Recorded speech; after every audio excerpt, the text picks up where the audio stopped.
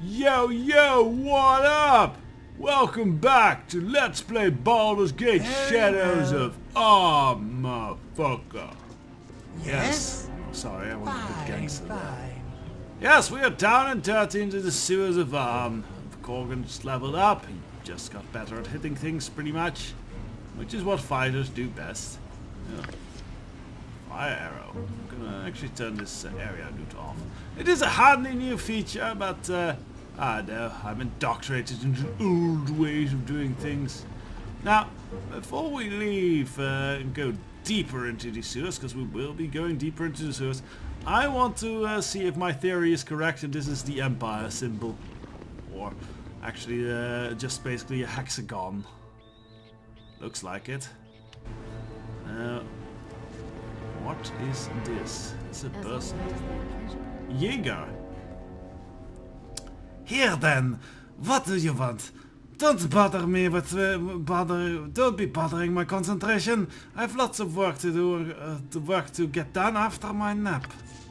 Ah. Well, these are. Oh, there's more. Herg! Do not disturb my duties. What you want, hater? Ain't nothing here for the public to say. We just taking care of cleaning the sewers and such. I think these are kind of part of a quest and you might need to kill them. So maybe we'll pick up this quest later. Oh! Right. Halt and go no further, layman. There be a grave evil here, the source of which I have yet to find. Please forgive the harshness of my tone, but state your business in this place.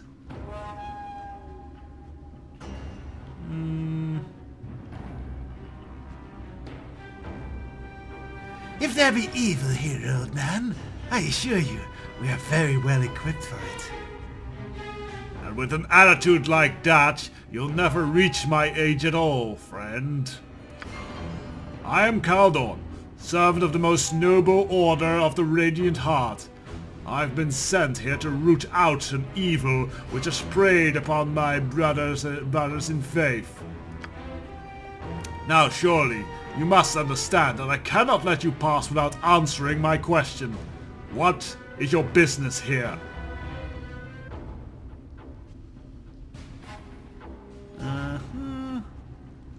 I have similar objectives to your own, actually. What have you found out about this place? I have found little here, save for the presence of evil stench. Whatever it is powerful and has created about itself some perverse guise of faith. It is below us, somewhere, deep. That's all I know.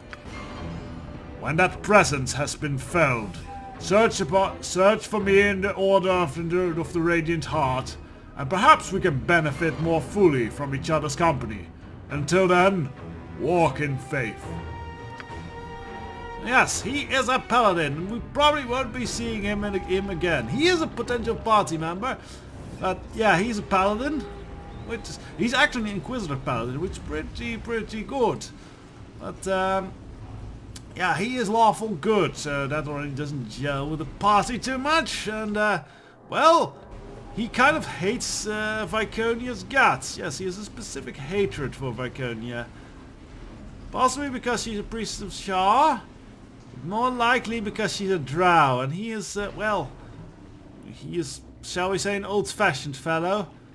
Let's hardly say he's kind of a racist against drow. To be fair, oh, there's kobolds. So to be fair, being racist against, oh, they actually managed to, have Skizny imprisoned. That's not good. Let's cut these kobolds down.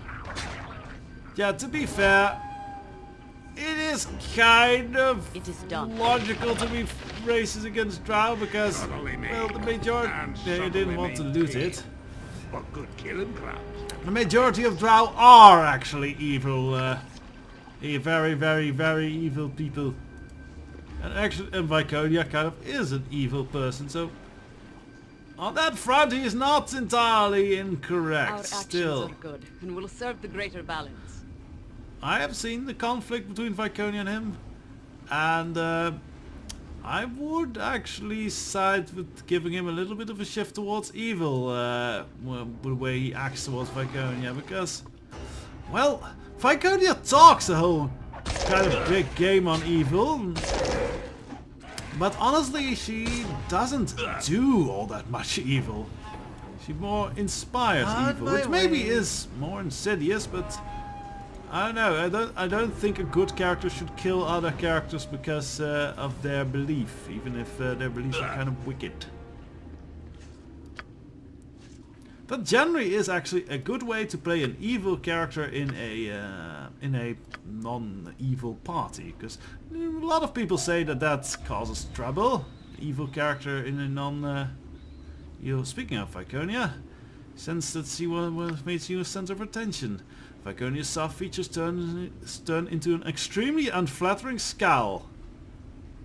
I am not to be your steed, to be examined thus. Take your filthy, unworthy eyes off me, male. Huh. Alright, I don't see that as much of a flirt. More, well, a proper way to handle harassing co-workers. Anyway, yes, if you play if you want to play an evil character in a good party, a good trick is to just talk evil. Don't actually do evil to the much. Always, and if the party's like, no, we're not gonna do the evil thing, don't make your objections known, but don't like cause a conflict over it. And you will find, well, they can't really kill you for sharing your ideas, as it were. So that actually kind of keeps you from getting party killed or such. I need to cure Korgan. He is actually suffering quite a bit from this Otiliuk poisoning. I think I'm gonna actually have to get a potion for him. And the fun thing about playing a good evil character in words but not in deeds is that just keep suggesting those evil solutions to the problems. Keep suggesting them. Because at one point, there will be a point in the campaign where the party will be desperate. Things are looking bad. And they will take your advice then. And when they do, then you have them. You have your victory. You've turned them towards the dark side. Or at least for a little bit. You will be vindicated. Because yes, every good party will get desperate at some point. There's an episode of South Park where normally Cal always disagrees with Cartman and anything Cartman says. And well, there is one episode where things turn bad for the boys, and then suddenly Cal said, "I agree with Cartman. We need to kill Butters and bury him in Cal's backyard." Because they are so desperate to not have found out what they did to poor Butters. Oh, a troll, lol. And yes, I think I've corrected this whole sewer. Yes, it's a big hexagon. With vengeance! And you know, if they were like arrows, this would definitely be the symbol of the old Sith Empire. I like it. Maybe a very, very, very far away clue, or just a pleasing geometrical shape. I think the latter. My time is quick, so be brief, commoner. That's odd. Standing on a balcony in the sewers into a great big depths. Maybe this is the depths we need to get into, as we need to go deeper. Greetings. So few people come to visit Jedediah in his laboratory. Nah, feel free to chat, but please don't try to stymie my work. Roger hates that, and I suspect your friends would find your arrow-filled body lying in an alleyway. Who's Roger? Oh, a vendor of potions mostly. You'll find him somewhere around here, I suspect. I lose track of exactly where he tends to situate himself. Is that Roger the Fence? I don't think he's much of a threat. Well, not exactly on the straight and narrow. He's about the only company available in a place like this. He has contacts with some guilds or other. From what I understand, nothing that I let myself bother with or whatever.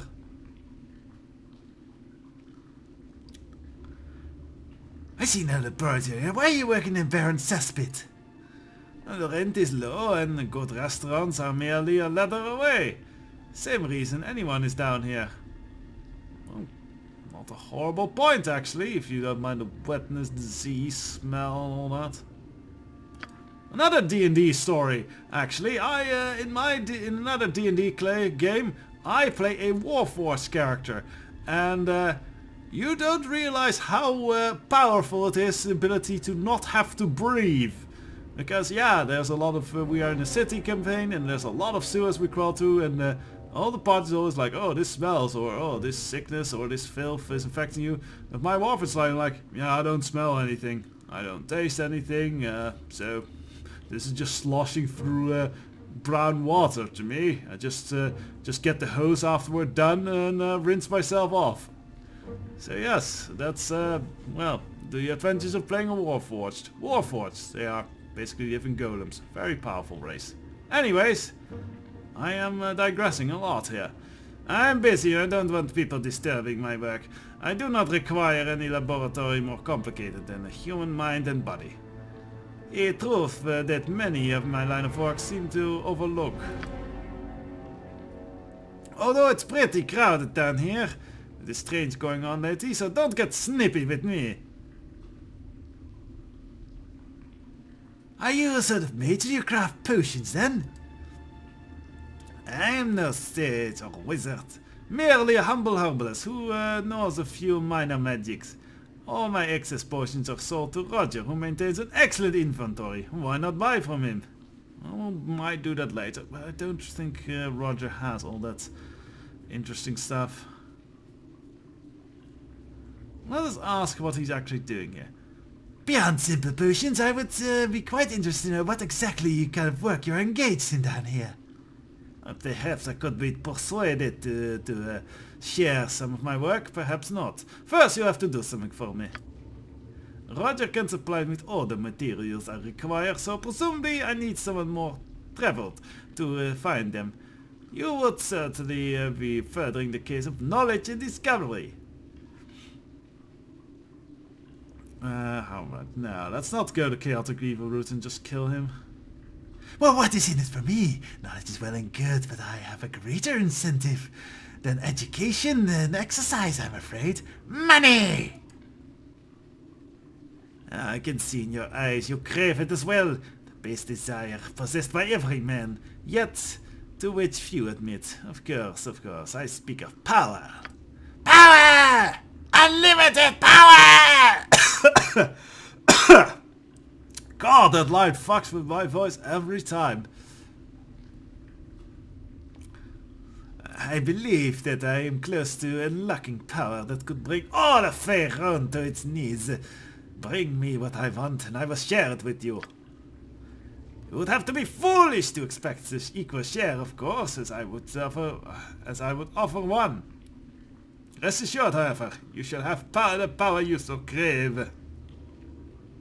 Right, well, this is interesting. Unlimited power. Well, this is kind of true for Skizzy, but let's go with this line of reasoning, because I don't want just base gold. I think he can offer more interesting things. This is quite an interesting fellow. Very well, I shall do as you wish, but you best be speaking the truth or you'll regret it. I give you a list of potions I require. For each one you bring me, I will naturally offer appropriate payment. Who knows? If you're fortunate, you may well witness the culmination of my work and receive a fantastic reward in knowledge and power. Very well, I will go return what you need.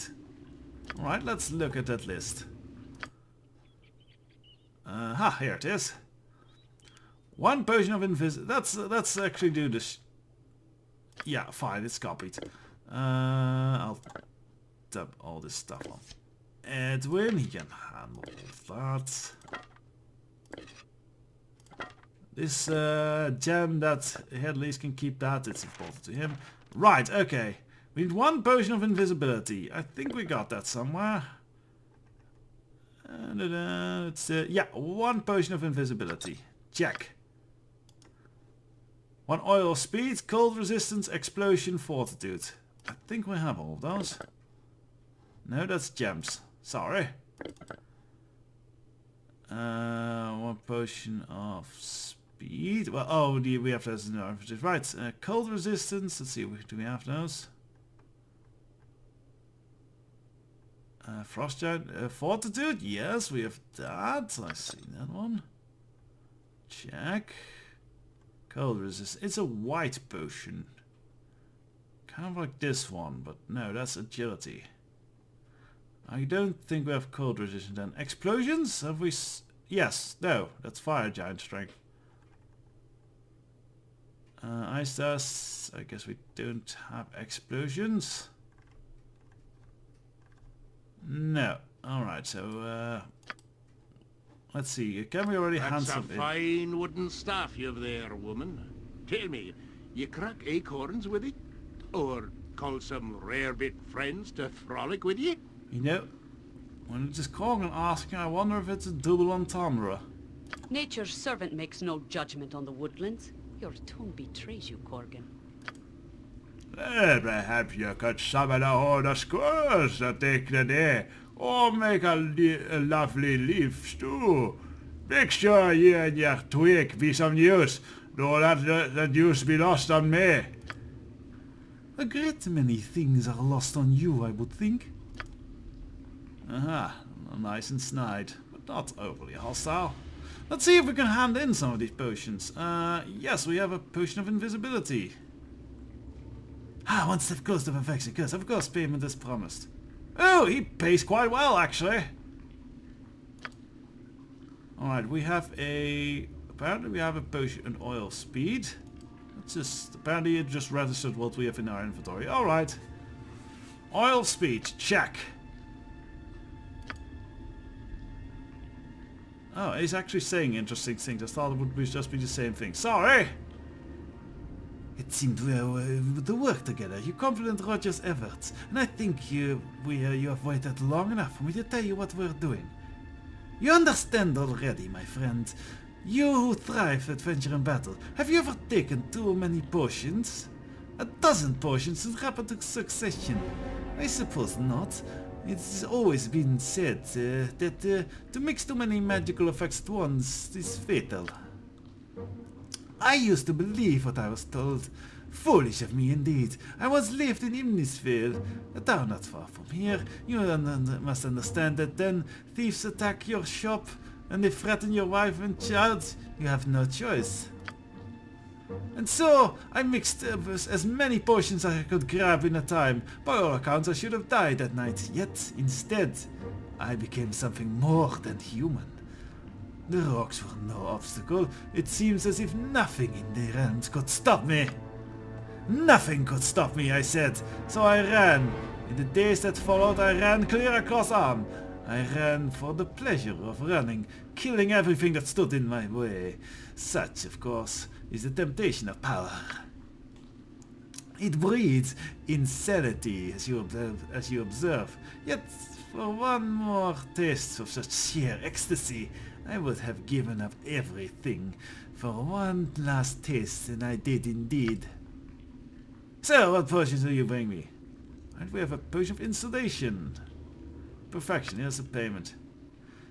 Continuing up his tale. Logic told me it was pure chance. That never again could I duplicate my experience, but now I believe I am well on the way of unlocking the secret once more, thanks to your efforts. Any other potions? Fortitude! No, he just says no. The other potions? Magic blocking! It's a shame. Magic blocking is a very good potion and quite rare. Very, very, very useful in some fights. When I made the discovery, circumstances naturally did not permit me to record the exact combination of potions involved. Soon I am bound to stumble upon the crucial ingredient, however. And a potion of insight. One step closer. Nothing. You did mention the family, your wife and child. What happened to them? My family abandoned me. I care not for their faith. Live or die, it is no concern to me. Don't you wish you at least know what became of them? At least tell me their names, perhaps I can find them. Fine, if it quiet your badgering. Go scour for the faithless woman and my blasted off name. Sydney was the woman and Janie the girl. They shall both receive their due when I am complete, when I am whole again. Yes! Well, if you don't care for them, neither do I. Your work's far more important. Finally, someone who understands someone's priorities. Alright, so I don't think we have the other parts, but we have quite a few and I'm sure we'll stumble across the rest of them. Now then, we have explored these sewers. I think it's time we go deeper underground. There are still too much cultists in this town. We're going deeper underground.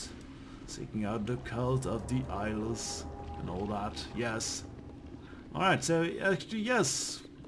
Caldon was already pointing on the right way. It is this way.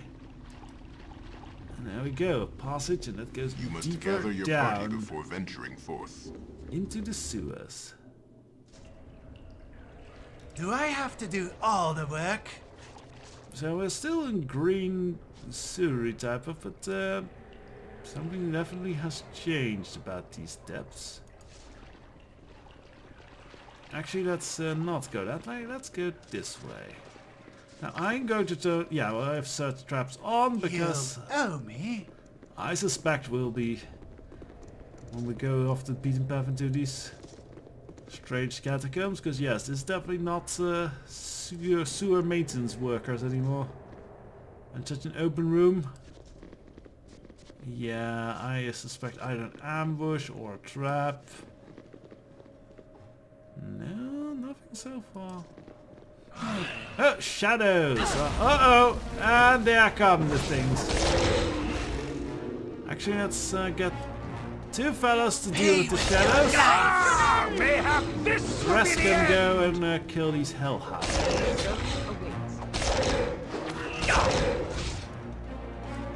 Right, one shadow down, one hellhound, two hellhounds down, two shadows down. Oh, we're cutting through them fast now. Oh, yes, what's that? Is that a stink imp? An ooze merpent. Well, that's close to a stink imp as you can get. So much death, darkness, treasure. Yes, this is all working. Alright, we'll have to turn off our armor again now. And I think Skizzy just fell unconscious. Yep. Come on, Skizzy, get back up. You have traps to disable. Because sadly here the Lees cannot disable traps.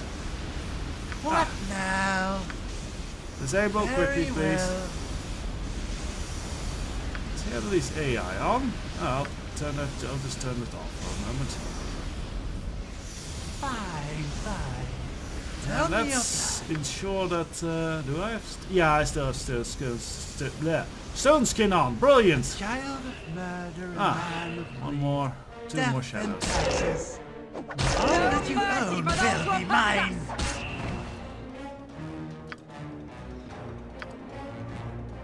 Very well. The sewer depths here, I guess. Yeah, the goo just flows from here through this crate and down here. Huh. So this has got to smell ultra rancid. Speaking of smelling, I remember an Bold upcoming creature, trap. and feed And the it is earth. a Nature, mean-ass take trap. the life she gave. Dun, dun, dun. I really like this combat music. I think even my brother, who hates fantasy stuff, likes this combat music. Alright, so this is a tricky one. I'm going to quick save here. Because this is On my not way. your average, normal, conventional trap anymore. If I Let's must. bring these softies, as I call them for now. Yeah!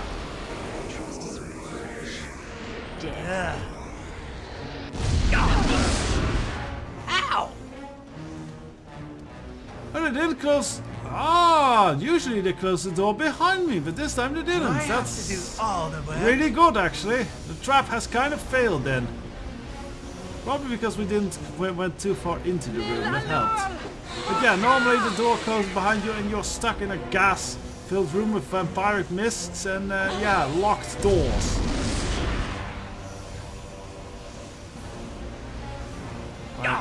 Yeah, of course it is. Did it level? Yes. All that you own will be mine. Yeah, this little miss is a sneaky Did someone one. say gold? That's. Ah, you! What a jerky little creature this is. Show yourself, you coward!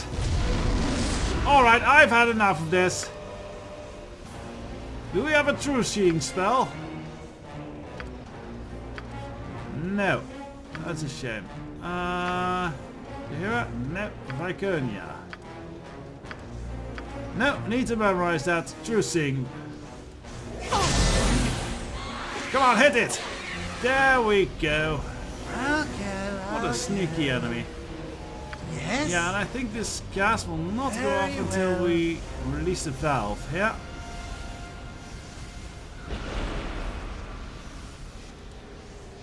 Yeah. And the gas goes away. What now? Excellent. Fine. Well, that was a nasty trap. If we had fell for it and were stuck in this room, it would have been quite a bit worse, I fear. One day, I'll make you pay for every time you click on me. But hoo-hoo, I think we have found the cult. I mean, there's people here in the eye and everything. Hold! Oh. You tread on Well, sacred they're introducing ground. themselves. Only those who serve the unseeing eye may enter. I am Gaul, High Priest of the One God. Who is this unseeing eye of yours? The unseeing eye has brought us enlightenment. Only by removing our eyes can we remove the veil of lies and deceit clouding our lives. He is the most ancient and wise of the race you might know as beholders. As we servants flock to him gladly, and his mighty powers protect us. You would be wise to serve him as we do. Ah, so an eye tyrant. We have great cities of beholders in the Underdark. They are intelligent creatures who make formidable foes. The drow do not contest them unless necessary. Ah, yes.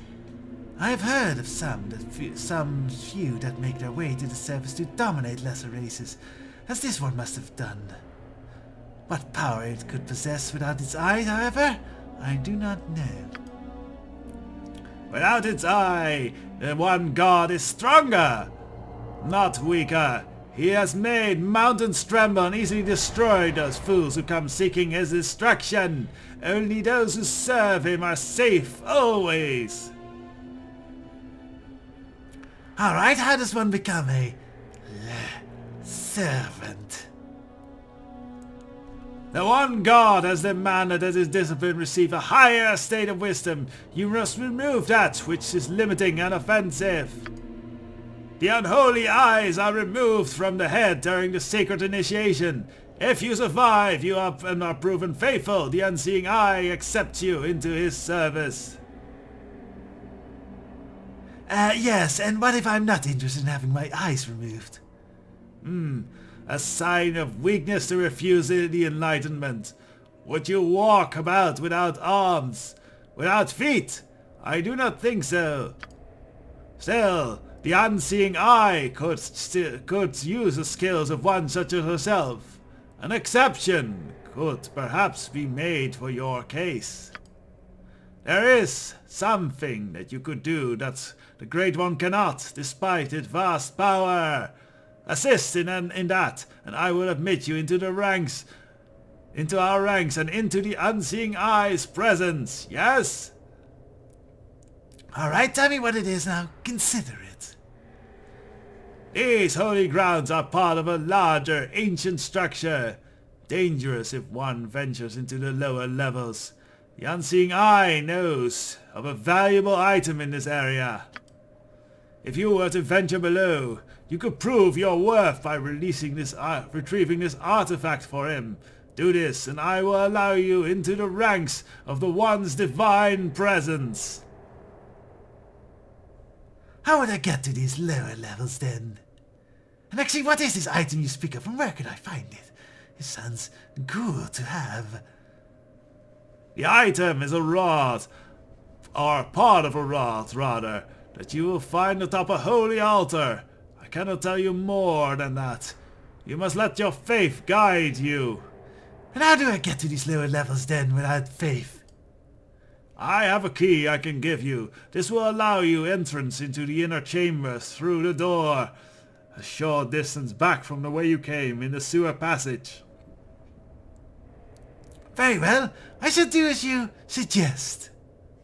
You are worthy in my eyes, faithful one. Here is the key. Once you have the rod, bring it to me, and together we shall present it to the unseeing eye. Right, so we have our in, as it were, with the cult of the unseeing eye. We will explore more of the cult in the next episode, and maybe go down below and search for that imagined powerful artifact. So until then,